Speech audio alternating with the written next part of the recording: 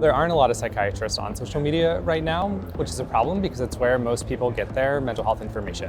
And without psychiatrists on there, there's a lot of misinformation. There are a lot of people selling unregulated mental health supplements or different types of mental health interventions that aren't evidence-based. I've written op-eds for a long time and contributed to the New York Times and the Washington Post. And I think there's this perception that people aren't reading those anymore and really all the information is coming from social media. I think it's a little more nuanced than that. I think there are a lot of people who still read legacy media, and it's a nice way that you can get a lot of information out there in a more nuanced way that's fact-checked. And then I try and balance that with also spreading things through social media by sharing the op-eds. Psychiatrists have a lot to say, but they're usually not part of the conversation. We're usually hearing more information from political pundits or people without that education and experience. So there's a huge role to be writing op-eds.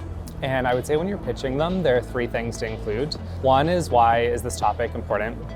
The second is, why is it important now? So can you tie it to some news hook or some current events that always gets an editor's attention? And then why are you the person to write it? Do you have some personal experience or expertise that maybe one of the staff writers at the newspaper wouldn't have?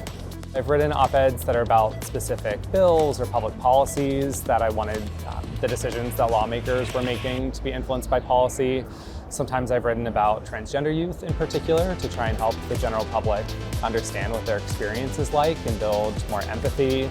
Sometimes I've written to try and tell parents how they can protect their children more online.